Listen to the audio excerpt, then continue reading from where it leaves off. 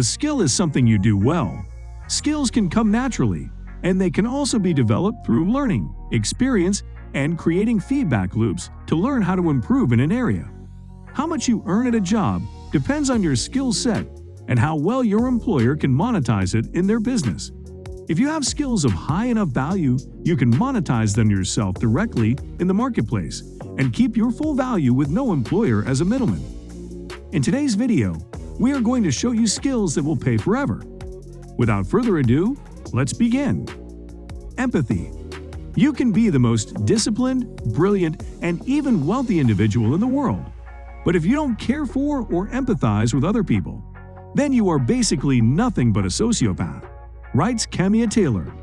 Empathy, as business owner Jane Wordwin explains, is a fundamental human ability that has too readily been forsworn by modern business. Empathy, the ability to feel what others feel, is what makes good sales and service people truly great. Empathy as in team spirit, esprit de corps, motivates people to try harder. Empathy drives employees to push beyond their own apathy, to go bigger, because they feel something bigger than just a paycheck, she writes. Time management. Effective time management is one of the most highly valued skills by employers. While there is no one right way, it's important to find a system that works for you and stick to it.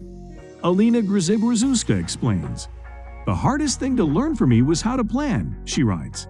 "Not to execute what I have planned, but to make so epic a to-do list, and to schedule it so thoroughly that I'm really capable of completing all the tasks on the scheduled date." Asking for help. I once was told in a job interview, "You can't have this job if you can't ask for help when you need it."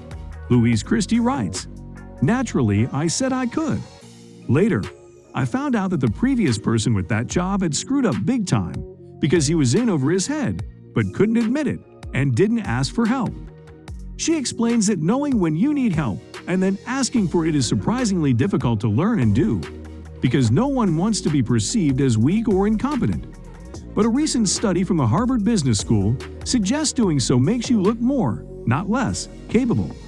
According to the study authors, when you ask people for advice, you validate their intelligence or expertise, which makes you more likely to win them over. Positive self-talk.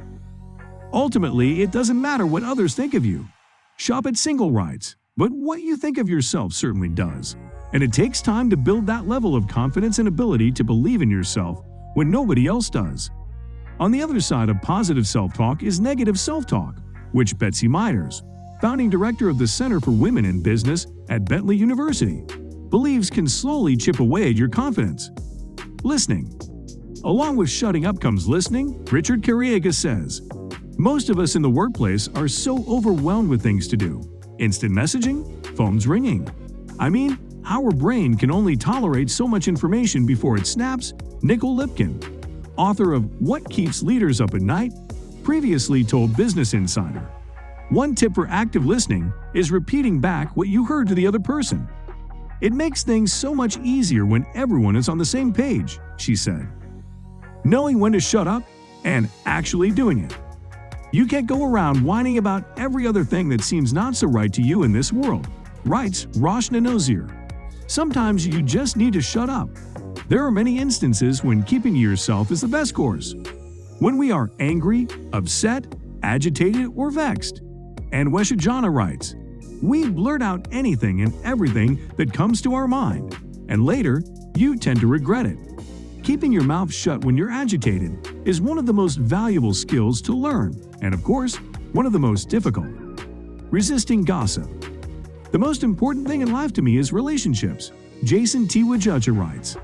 And the most important thing about building and keeping good relationships is trust. One of the easiest ways to lose trust, he says, is to gossip about people behind their backs. Wajaja says learning not to gossip was hard to do, because it meant missing out on possibly important conversations, distancing himself from influential people, and awkwardly having to tell people, "Hey, sorry to interrupt, but I really don't need to know that. Could we talk about something else?" But press on, and you will get your priceless reward. Trust, he writes. Staying present in the moment.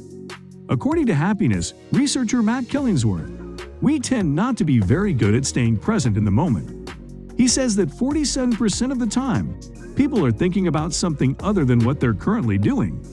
And this is hurting our happiness, he says. People are less happy when their mind wandering no matter what they're doing. For example, people don't really like commuting to work very much. It's one of their least enjoyable activities. And yet they are substantially happier when they're focused only on their commute than when their mind is going off to something else. It's amazing. Mastering your thoughts. To do what you want to do and accomplish what you want to accomplish, you need to consciously direct your thinking. Mark Givert writes, "The challenge is that we are the product of our past experience and all of our thinking is the result of this," he says. However, the past does not equal the future. Learning a new language. This skill won't just open you up to new conversations and professional opportunities. As native Hungarian speaker and Metaphor English founder and CEO Bala Sigi blogs, mastering English has been an incredible gift in my life. I received a new mindset, a new set of emotions, and a new way of thinking. The same could be said of learning any new language. Sidi says the key to learning another language is to master every bit of the culture, no easy feat, but surely a worthwhile pursuit. Speaking up. Speaking up in public can be so hard for many of us to do. Even the American business magnate Warren Buffett said that he was once so terrified of speaking in public that he would throw up.